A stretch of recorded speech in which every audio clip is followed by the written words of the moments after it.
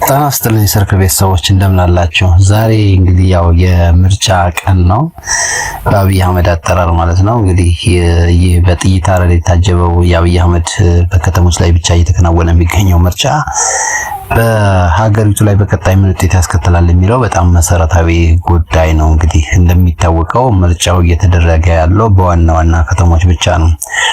ያው በአዲስ አበባ እንግዲህ ከተማ የተወረረ እስኪመስል ድረስ አንዲትም መኪና ዝር አይልም።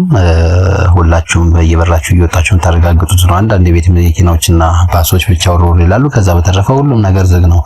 ምርጫውን አሁን ለሰባተኛ ጊዜ ነው እያደረግን ያለ ነው። እስከዛሬ እንደዚህ ነበረ ሲመርጥ የነበረ ህዝብ። ይሄ በጣም ራሱን የቻለ ሌላ ጥያቄ ነው። ይሆን ሆኖ ይህን የመሰለ የምርጫ ውጤት ተከናውኖ ምን ሊከሰት ይችላል? ወይም ደግሞ እንዲህ አይነት በጫና ውስጥ በአፈና ውስጥ የተደረገ ምርጫ ውጤቱ ምን ሊሆን ይችላል? ውጤቱ ስንል የምርጫው የድምጽ ቆጠራው ውጤት ሳይሆን በሀገሪቱ ላይ ሪል የሚያስከትለው ነገር ምንድነው ነው። እሱን በተመለከተ ነው።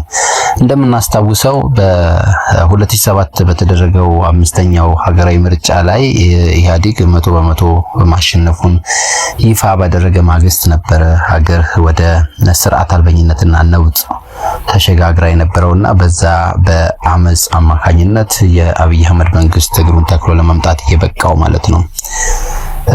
አሁንም እንግዲህ ከዚህ ምርጫ በኋላ ምን ይከሰታል የሚለውን ለምሳሌ እንግዲህ በማንኛውም ሀገር የከተሞች ምርጫ ለአካባቢው ማህበረሰብ የራስን አስተዳደር የመምረጥና እንግዲህ የቅርብ ፍላጎቶችን የማክበር ዋነኛ መንገድ ነው ማለት ምርጫ ማለት ነው። ምርጫ ከተሞች ላይ ሲካሄድ የዲሞክራሲ እሴቶች ይናዳሉ በምርጫ አማካኝነት ማለት ነው። ምርጫው ዲሞክራሲያዊና ስርዓታዊ ካልሆነ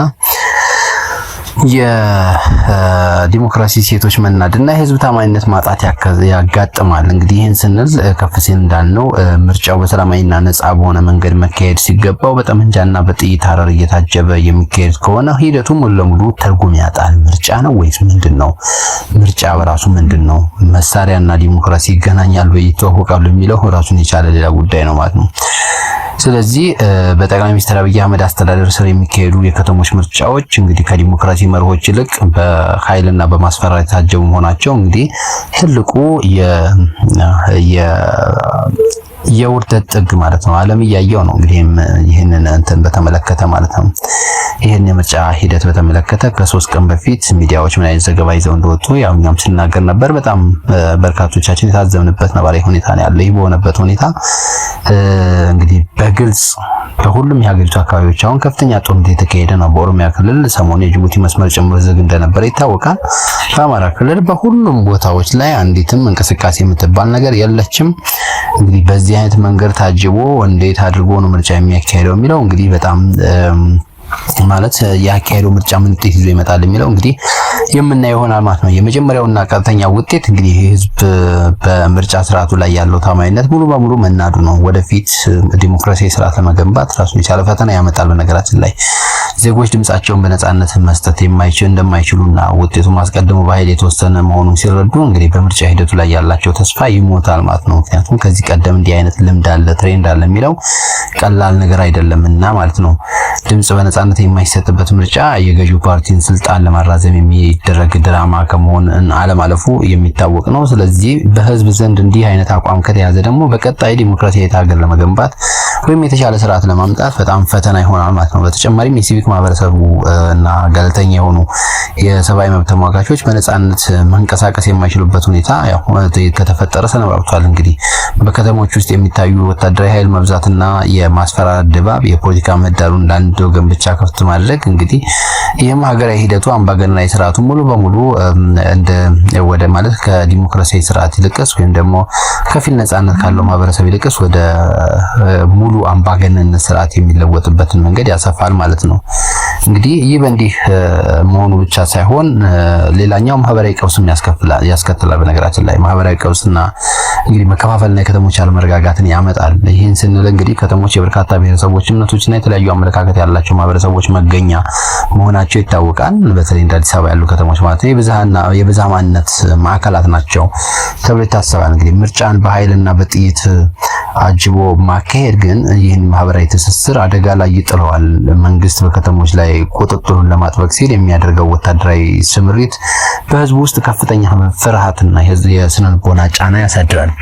ለዛም ነው ዛሬ አዲስ አበባ በዚህ አይነት ቅርጽ እየዋለች ያለችው ማለት ነው። እንግዲህ ይህ አይነቱ አካሄድ በተለይ በከተማው ህዝብና በጸጥታ ኃይሉ መካከል ያለውን መተማመን ሙሉ በሙሉ ያጠፋዋል፣ ወደፊትም ጭምር ነው። በነገራችን ላይ ጸጥታ ኃይል በሚያይበት ሰዓት ላይ የሚበረግግ ማህበረሰብ ይፈጠራል ማለት ነው። ማህበረሰብና ጸጥታ ኃይል ደግሞ ተጣልቶ እንዴት ማለት ሀገር ማቆም በጣም ከባድ ፈተና ነው የሚገጥመው ማለት ነው። እንግዲህ የጸጥታ ኃይሎች ህዝብን ከመጠበቅ ይልቅ የፖለቲካ ፍላጎት ማስፈጸሚያ ሆነው ሲታዩ ህዝቡ ማህበራዊ ደህንነቱ እየተጠበቀ እንደሆነ አይሰማውም። ትላንትና ነው ከትላንት ወዲያ ደህንነት አይሰማኝም ሲል እንደተናገረው ማለት ነው። ማነው ሚካኤል በላይነህ ሳይሆን ሚካኤል ታምሬ ገብታችሁ ማየት ትችላላችሁ። በነገራችን ላይ የደህንነት ስጋቱን በተመለከተ በዝርዝር አስቀምጦታል። ሀገሪቱ ያለችበት ነባራዊ ሁኔታ ምን እንደሚመስል እንግዲህ አንድ ተዋናይ ወይም ደግሞ አንድ የጥበብ ሰው ወይም ደግሞ አንድ ሰርቶ የሚበላ ሰው በሀገሩ ላይ ያለው የስጋት መጠን ምን ደረጃ ላይ እንደደረሰ የዚህ ሰውዬ ኢንተርቪው ወይም ንግግር አመላካች ነው ማለት ነው። እንግዲህ የጸጥታ ኃይሎች ህዝቡን ከመጠበቅ ይልቅ እንግዲህ ማስፈራሪያ ሆነው ይገተራሉ ማለት ነው። በዚህም ምርጫው ፍትሃዊ ባለመሆኑ ምክንያት እንግዲህ የሚነሱ ተቃውሞዎች በኃይል ሲታገቱ ወይም ደግሞ ማህበራዊ የተለያዩ ነገሮች ይደረጋሉ። የከተማ ትግል የሚካሄድበት ነባራዊ ሁኔታ ሊፈጠር ይችላል። ያ ደግሞ የተለየ ነገር ውስጥ ያስገባል። በተለይ ገዢው ፓርቲ ስልጣኑን ለማስጠበቅ ሲል በከተሞች ውስጥ ያሉ የተለያዩ ማህበረሰቦችን እርስ በርስ በማናቆር ከፋፍሎ ለመቆየት የሚያደርግበት ጥረት አፈሳው ደግሞ እንደዚህ አይነት ስልቱ ደግሞ ለብዙ ዘመናት አብሮ የኖረና የከተማን ህዝብ ወደማይመለስ የማህበራዊ መከፋፈልና የእርስ በርስ ግጭት ውስጥ ይከታል ማለት ነው። አሁን እያደረገ ያለው በነገራችን ላይ ያንን ነው። አንድ ላይ የመጀመሪያው ነገር በአዲስ አበባ ከተማ ውስጥ አዲስ ሀብት እየተፈጠረ ያለ ኃይል አለ። ያ የስርዓቱ መደብ ነው ወይም ደግሞ የብልጽግና መንግስት ማህበራዊ መሰረት ልንለው እንችላለን። ከዚህ በዚህ 10 እና 8 ዓመት ውስጥ የመጣ አዲስ በከተማውም ያልነበረ ወይም ደግሞ የነበረ ነገር ግን ማንነቱን ፍቆ በሌላ ማንነት የተካ አዲስ ቡድን እየተፈጠረ ይገኛል። ይሄ በሌላው ማህበረሰብ ዘንድ በመልካም አይን እየታየ አይደለም። ነገ ተነገ ወዲያ ይሄ ክፍፍል የት ያደርሳል የሚለው ሌላ ራሱን የቻለ ጉዳይ ነው። ምክንያቱም ይሄን የምርጫ ድራማ እያደረገ ያለው ለምን እንደሆነ ይታወቃል። የሆነ ሆኖ እንግዲህ የኢኮኖሚ ውድቀትና የከተሞች መላሸቅም እንደዚሁ ያጋጥማል ማለት ነው። ይሄንን በመንገድና በመብራት ያሸበረቀውን ከተማ በኢኮኖሚ ከወደቀ ሰነባብቷል። ነገር ግን ከዚህ በላይ ወደ አዘቅቱ እንዴት እንደሚወርድም አመላካች ይሆናል ማለት ነው። እንግዲህ አንድ ከተማ እንዲያድግና እንዲበለጽግ አስተማማኝ ሰላምና የተረጋጋ የፖለቲካ አካባቢ መፍጠር ግዴታ ነው ማለት ነው። የተረጋጋ የፖለቲካ አካባቢ ከሌለ በጥይት አረር የሚታጀብ ምርጫ የሚካሄድበት ከሆነ ግን የከተሞችን ምጣኔ ሀብት ክፉኛ ያናጋል። እንግዲህ ስለ አዲስ አበባ ብቻ ሳይሆን የምናወራው ባህር ዳርም ከዚህ ግምት ውስጥ መግባት መቻል አለበት። ሌሎች የክልል ከተሞችም እንደ ወልዲያም ሆነ እንግዲህ መቀሌ ብቻ ይሄ ምርጫ የሌለው ማለት ነው። ኦሮሚያ ክልል የሚገኙና አዳማን የሚመሳሰሉ ከተሞች ጠቅላላ ሀገሪቱ ውስጥ የሚገኙ ትልልቅ የሚሆን አነስተኛ ከተሞች የዚህ ችግር ሰለባ ይሆናሉ ማለት ነው። እንግዲህ በምርጫ ሰሞን የሚፈጠሩ የጸጥታ ስጋቶችና የሚጣሉ እንቅስቃሴ ገደቦች ደግሞ የንግድ ተቋማት ስራቸውን በአግባቡ እንዳይሰሩ ያደርጋቸዋል። ሱቆች፣ ፋብሪካዎችና የአገልግሎት ሰጪ ተቋማት በመዘጋታቸው ምክንያት እንግዲህ ከፍተኛ የኢኮኖሚ ኪሳራ ይደርሳል። ዛሬ እንኳን በዚች በዋና ከተማ የሚደርሰውን ኪሳራ ማየት ያስፈልጋል። ምክንያቱም በጣም በርካታ ተቋማት ዝግ ናቸው። ዳቦ ቤት ሳይቀር ዝግ የሆነባቸው ቦታዎች አሉ። እኔ በግል ያረጋገጥኩበት የተለያየ ቦታ አለ። ዞር ለማለት ሞክሬያለሁ። ምንም እንኳን በእንትን ቢሆንም ማለት ነው። ለምሳሌ በጎተራ ምናምን በመሳሰሉት አካባቢዎች ላይ ዳቦ ቤቶችም ጭምር ዝግ እንደሆኑ መረጃዎች ደርሰውናል። የሆነ ሆኖ እንግዲህ በመዘጋጃቸው ምክንያት ደግሞ ከፍተኛ ኢኮኖሚ ጫና ማስከተላቸው አይቀሬ ነው ማለት ነው። በተጨማሪም መንግስት የከተማ ምርጫዎችን በኃይል ለማስፈጸምና የጸጥታ ኃይሎችን ለማሰማራት ከፍተኛ በጀት ይመድባል። ይህ በራሱ እንግዲህ ለጦር መሳሪያና ለጸጥታ ጥበቃ የሚባክን በጀት ለከተማ መሰረተ ልማት ግንባታ፣ ለጤና፣ ለትምህርትና ለንጹህ ውሃ መጠጥ አቅርቦት ወዘተርፈ መዋል የነበረበት በአጠቃላይ ማህበረሰቡ ለሚያስፈልገው መሰረተ ልማታዊ ግብአቶች የሚውለው በጀት በእንደዚህ አይነት ነገር ይባክናል ማለት ማለት ነው። ይሄ ሌላ ራሱን የቻለ ችግር ነው ማለት ነው። እንግዲህ በዚህ ምክንያት ከተሞች መሰረተ ልማታቸው ይወድማል፣ የነዋሪዎችን ኑሮ ደረጃም በከፍተኛ ሁኔታ እየቀነሰ እንዲመጣ ያደርጋል ማለት ነው። ይሄ ምናልባት ዛሬ ላይ ስናወራው ቀልድ ሊመስለን ይችላል። ነገ ተነገ ወዲያ ግን የሆነ ስርዓት አልበኝነትና ነውጥ ከተፈጠረ ይሄ የማይሆንበት አንዳችን ምክንያት አይመጣም ማለት ነው። ምክንያቱም እንደዚህ አይነት እየተጀቦነ በጦር መሳሪያ የታገዘ ምርጫ ማከናወን ውጤቱ ምን ሊሆን እንደሚችል ከወዲሁ መገመትም ስለሚያስፈልግም ጭምር ማለት ነው። እንግዲህ ጠመንጃ አፈሙዝ የሚገኝ የማዘጋጃ ቤትም ሆነ የከተማ አስተዳደር ስልጣን በህዝብ ዘንድ ህጋዊነት አይኖርም። ህጋዊነት የሌለው መስተዳደር ደግሞ የህዝብን ትብብር ማግኘት አይችልም። እንግዲህ ህዝቡ በኃይል የተጫነበትን መሪ ግብር ለመክፈል ህጎችን ለማስከበርና ልማቶችን ለመደገፍ ፈቃደኛ የማይሆንበት ጊዜ ይመጣል። ዛሬም ብቻ ነገ ተነገ ወዲያ ሌላ ጊዜ ነው። በእያንዳንዱ ቤትና በእያንዳንዱ በር እያንኳኳ የሚገባው ችግር ህዝቡን ነገ የሚወስነው ነገር እንዲወስን ማስቻሉ አይቀሬ ይሆናል ማለት ነው። ይህ ደግሞ እንግዲህ የከተማ መስተዳድሮች ስራቸውን ማከናወን የማይችሉበትና የከሸፈ መዋቅር እንዲኖራቸው ያደርጋል ማለት ነው። ምክንያቱም ገጠሪቱን ማናነሳው እዚህ ጋር ለምንድን ነው? በገጠሪቱ የኢትዮጵያ ክፍል ያለው አማጺ ኃይል ነው። መሳሪያ ነገተና የፖለቲካ ስልጣን መጨበጥ የሚፈልግ በትክክልም የጦር መሳሪያ አንግቦ ትግል እያደረገ ያለ ኃይል ነው። አማራ ክልል 90% የሚሆነው በፋኖ ቁጥጥር ስር ነው ያለው። ኦሮሚያ ክፍልም እንደዚሁ በተመጣጣኝ መንገድ አብዛኛው ክፍል በኦላ ስር ነው ያለው። ትግራይ ክልል ከፌደራል መንግስት ውጭ ነው ያለው። ቤንሻንጉልና ጉሙዝም ይታወቃል።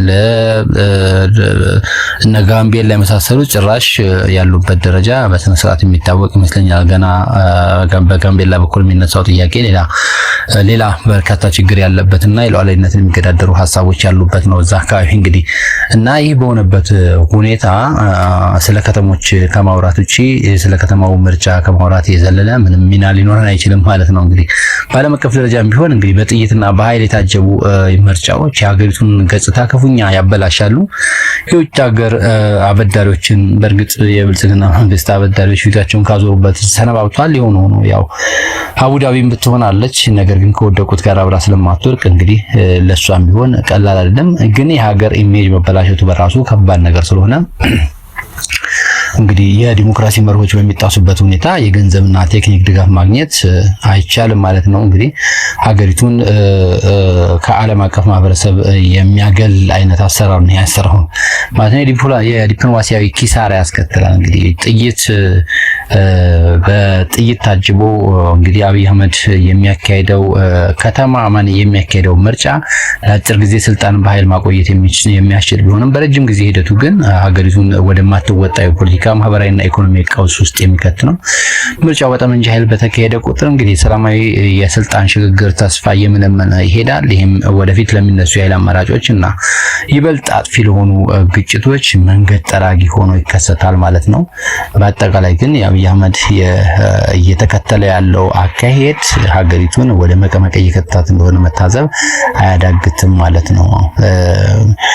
እንግዲህ ለአንድ ለታመመ ግለሰብ ሲባል ሀገር በዚህ ደረጃ ገደል እየገባች ያለችበት ሁኔታ እጅግ አሳፋሪም አንገብጋቢም ጉዳይ ነው። ምክንያቱም ግለሰቡ በመዳፉ ነው ኢትዮጵያን ተጭኖ እንደዚህ የተጫወተባት ያለው። የሆነ ሆኖ ሰርክላውያን ስላደመጣችሁ እናመሰግናለን። ገጻችን ላይክ፣ ሼር እና ሰብስክራይብ በማድረግ